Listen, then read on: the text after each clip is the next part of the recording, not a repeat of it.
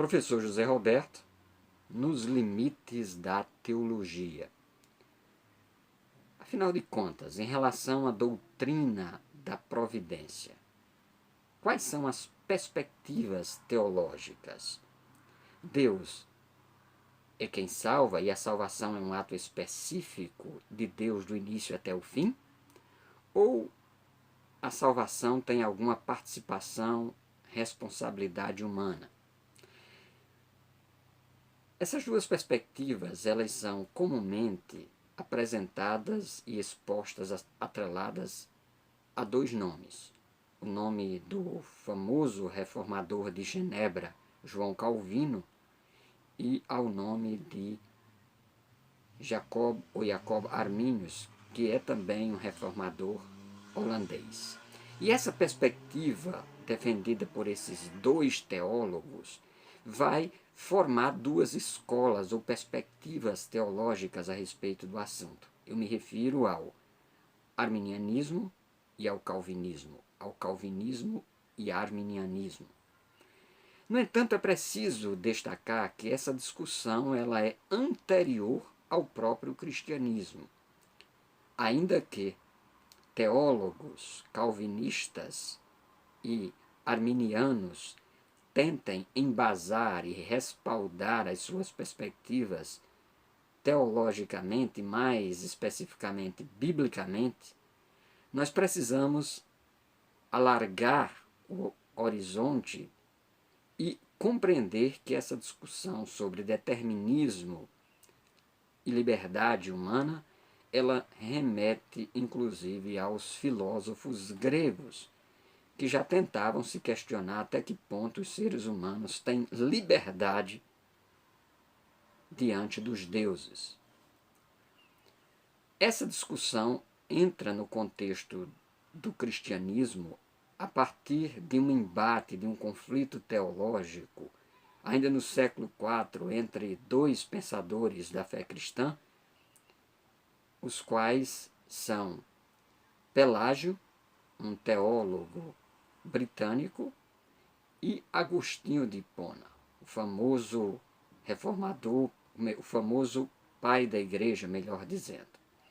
Essa discussão entre esses dois teólogos vai surgir porque Pelágio passa a defender a importância de uma moral e da responsabilidade humana diante de Deus, tendo efeitos inclusive no que tange à salvação. Agostinho, com base nas epístolas de Paulo e nas suas percepções e leituras e no seu embasamento também filosófico, vai defender que o ser humano é salvo exclusivamente pela graça divina. Do início ao fim, a salvação é uma providência divina. Essa proposição agostiniana, ela vai se desenvolver e ganhar força no período da Reforma Protestante, no qual a Igreja se opunha, ou melhor, os reformadores se opunham à perspectiva do catolicismo romano, que é esposada, por exemplo, na perspectiva de Erasmo de Roterdã, na qual dá ao ser humano a liberdade da vontade. O próprio Lutero vai escrever um tratado sobre a escravidão da vontade e deixar bem claro que o ser humano, ele, por causa da queda e por causa do pecado, ele está incapacitado de tomar qualquer decisão para Deus. Essa perspectiva vai ser desenvolvida por João Calvino em suas Institutas da Religião Cristã, quando ele, fundamentado, embasado em Agostinho de Hipona, vai propor que a salvação é um ato divino por meio da fé, fundamentada na graça divina, e a famosa doutrina da eleição e da predestinação. Essa perspectiva de Calvino, ela vai ganhar força e vai se disseminar no contexto da cristandade e do cristianismo. No entanto, na Holanda, um teólogo que inclusive estudou em Genebra, chamado Jacob Arminio, ele vai se opor a essa proposição calvinista e que nega inclusive a responsabilidade humana, isso porque nessa perspectiva calvinista, inclusive a fé é uma dádiva divina. O Armínio vai propor que em relação ao ser humano, Deus lhe dotou com a capacidade de responder à revelação, à mensagem, à atuação do Espírito Santo.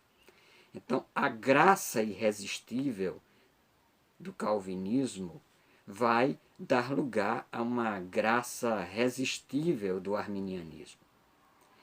Esse embate vai prosseguir ao longo da história da cristandade e vai encontrar eco em um metodista, o fundador do metodismo inglês, e eu me refiro a John Wesley, que vai propor uma alternativa inspirado, baseado, fundamentado no Armínio, de que Deus dá ao ser humano uma graça preveniente, graça essa que capacita o ser humano para que ele seja capaz de responder à doutrina, ou melhor, à mensagem da salvação. A discussão entre calvinistas e arminianos prossegue e está muito longe de chegar ao seu final. No entanto, é preciso a gente considerar que tanto uma perspectiva quanto a outra têm base bíblica e elas não são de algum modo contraditórias. Na verdade, elas são complementares. Nós precisamos entender e compreender com base nas Escrituras que nós temos um Deus que é soberano, um Deus que de forma graciosa salva os pecadores, um Deus que elege para a salvação, mas ao mesmo tempo nós não podemos deixar de perceber que esse mesmo Deus dá aos seres humanos a capacidade e uma competência, digamos assim, dada pelo próprio Deus para que eles possam receber essa mensagem salvífica. Então, essas doutrinas, essas perspectivas teológicas, elas ao invés de serem opostas, como geralmente são apresentadas nos embates teológicos, elas precisam ser percebidas em algum momento como integradoras e como complementares. Então, o Deus da Bíblia é um Deus soberano, mas não é um Deus tirano, nem um Deus ao modo dos deuses gregos que, por causa dos seus caprichos, se divertem em ver algumas pessoas sendo salvas e preservadas e algumas outras sendo condenadas e perdidas. Isso porque Deus não tem prazer na morte de homem algum. Deus não se compraz com a perdição de quem quer que seja. Mas, ao mesmo tempo, nós não podemos incorrer na falácia pelagiana de achar que a salvação é dependente dos nossos méritos, da nossa capacidade. Precisamos nos fundamentar na teologia bíblica que diz que nós somos salvos pela graça, por meio da fé, que isso não vem de nós, que é dom de Deus, não pelas obras, para que ninguém se glorie. Cremos num Deus que predestina, cremos num Deus que escolhe, cremos num Deus que elege, portanto, cremos num Deus que é soberano e que em sua providência controla todas as coisas. Mas cremos também em um Deus que nos faculta a oportunidade e que nos dá a possibilidade de o aceitarmos, de vivermos para Ele, como também de rejeitar a sua graça, a sua mensagem e a sua palavra. Muito bem, estamos terminando aqui mais uma perspectiva teológica dentro do nosso canal Nos Limites da Teologia. Convidamos você a deixar o seu like, compartilhar esse vídeo, convidar outras pessoas para assinar esse canal e também continuar prestigiando o nosso trabalho. Professor José Roberto, Nos Limites da Teologia.